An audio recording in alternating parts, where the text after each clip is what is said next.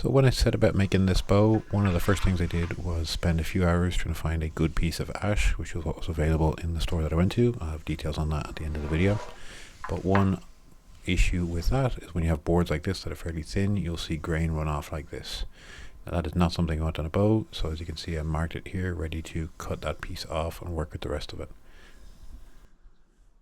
So I cut each end of it to length, leaving me with the remainder, which was good usable ash that I could work with. Now, like I said, I spent some time trying to pick out a good piece of ash, and this one was particularly good with growth rings running all the way down it, which is very rare for a board bow. So you can see here I'm marking off this ring, which I'm then going to chase all the way down the bow. So for those who don't know, that basically just involves cutting the wood to this one ring and bringing that all the way down the bow. To do this, I got this lovely little, well, not so little, draw knife from Feather Tools. Not a sponsor, just a lovely bit of kit. I've been looking for a decent draw knife, and this is the one I went with. So I found the best way to do this is generally start off very, very slow when you're working to chase a growth ring like this. Start at the end, and then what I like to do is this. So as I start to get the growth ring going, I like to mark where it is. As you can see here is what I'm doing, marking it off and just chasing that all the way down the full length of the bow. And once you get a bit of the ways down the bow, this is what it should look like. There should be no ripples along the bow, and it should be pretty distinctive running all the way down. This bit of wood did have a twist, as you can see here. You can see it slopes off to this one side. So I cut it off here and turned this into the tip of the bow. Then I marked off the handle. And next I marked out a rough profile for the tips of the bow, which I did decide to slightly alter later on. This is the profile that I was left with, and this is the handle marked out in full.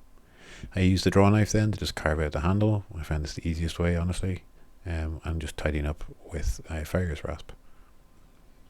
And then just starting to work on the taper, thinning out the tips, and then using my spoke shave to thin down the limbs in a much more controlled manner.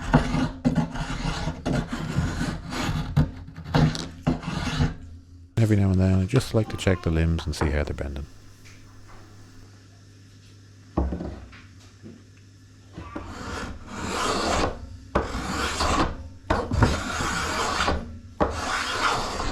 Now you can see the belly of the bow is fairly roughed out, but now it was time to start to even out the rings and the thickness on the back. One of the easiest ways you can do is when you see these high areas that don't match in other parts of the bow, these you want to take down.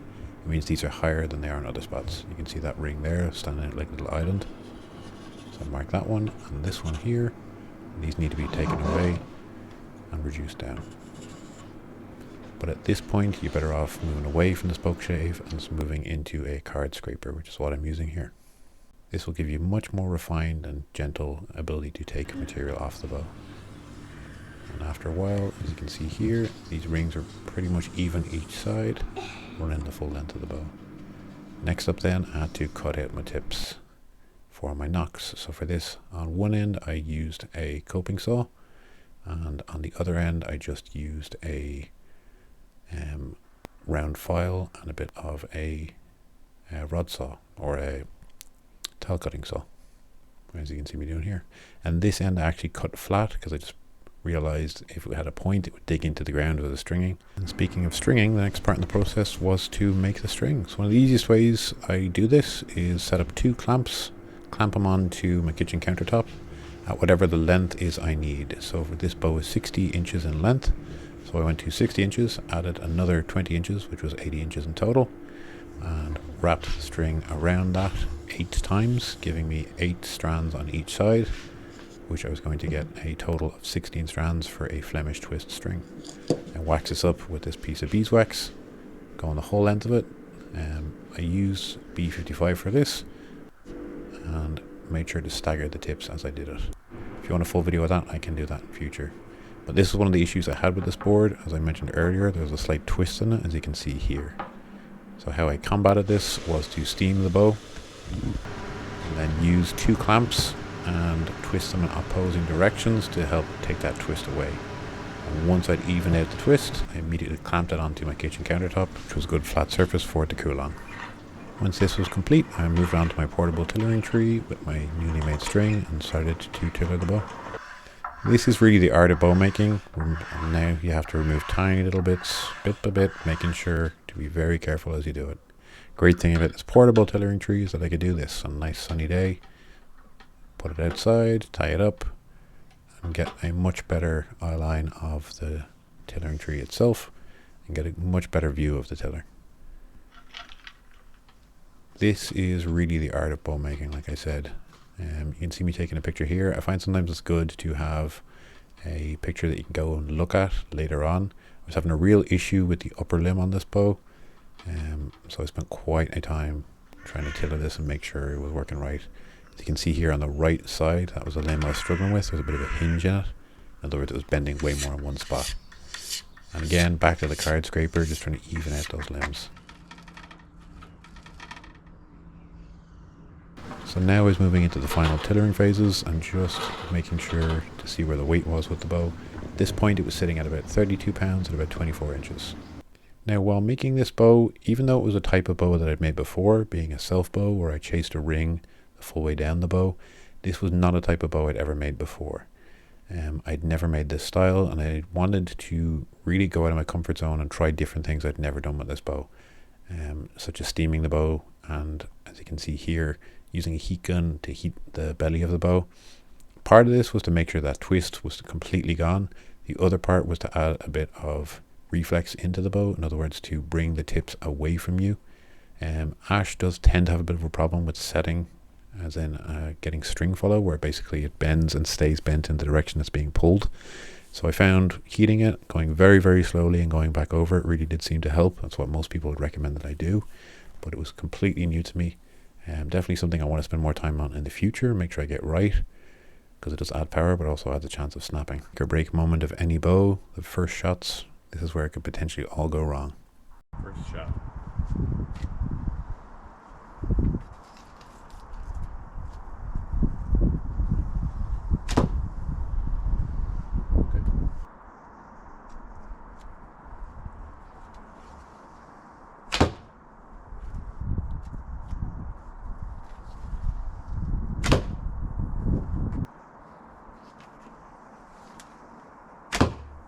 The bow itself was tilted out to about 26, but here I'm pulling out to about 28, just seeing how comfortable the bow is at that range.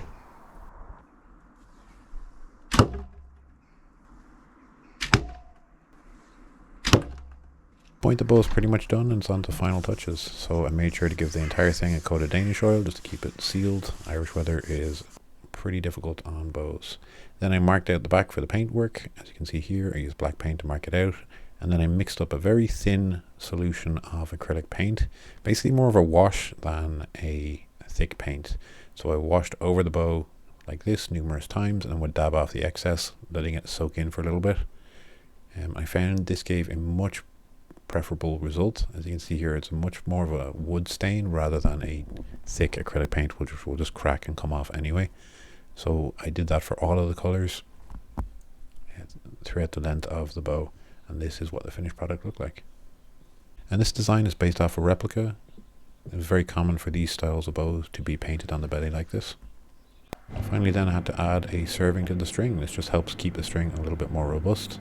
This was a Flemish twist string, so I just added serving for the about 8 inches along the center of the bowstring here.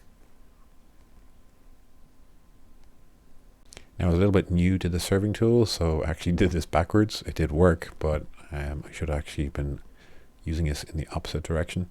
But it did get the desired results. I was pretty happy with this and it turned out pretty well. You can do this by hand, you don't need any sort of fancy tools, but for myself I plan on making a good few different bows, so this is a much quicker and more efficient tool to use for this, and it gives a much nicer and more even bind as you do this. If you guys ever want to see any specific videos on any of these individual topics, let me know. I'm happy to do videos on them. Then I just give everything a quick coat of matte varnish just to keep the paint sealed, obviously to protect the bow from the lovely wet Irish weather that we have. And then it was on to the final step of wrapping the handle. Now the original bow that this was based on had a cloth wrapped handle, but I just had some hemp rope, which is basically what I used to wrap up the handle here. Actually really am pleased with how the handle turned out. It's quite comfortable, and has a slight palm swell due to how I wrapped it along the back, which actually makes it pretty nice to hold and shoot.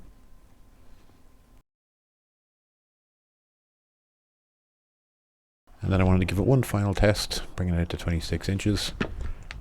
Especially when you've done final sanding, you do tend to lose a few pounds. So here, bringing it out to 26 inches.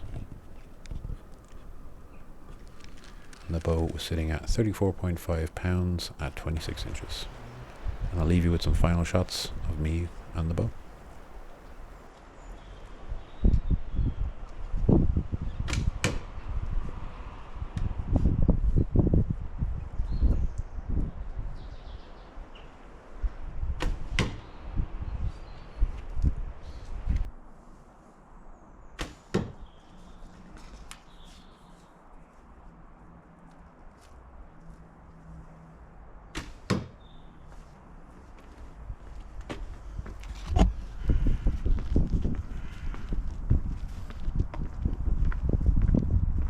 Now, as you can see, arrows are way over spined, so they're all tilting off in this direction, but shooting nicely. Happy with that. Now, for those who are wondering, the book that I took the designs for these bows from is the Encyclopedia of Native American Bows, Arrows and Quivers. This is from volume 2, which is the Plains and Southwest. That's where you'll find these bows if you're looking for them.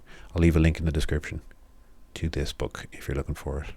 And because I know some people might ask as to where I got the wood, I actually went to Strahan Timber in Dublin. That is the place to go if you are looking for boards for board bows. However, if anyone knows anyone in Ireland, and I mean anyone who can get me staves that I can use for making bows, please do put me in touch with them. I am desperate to get them. That will really allow me to make a much better variety of bows.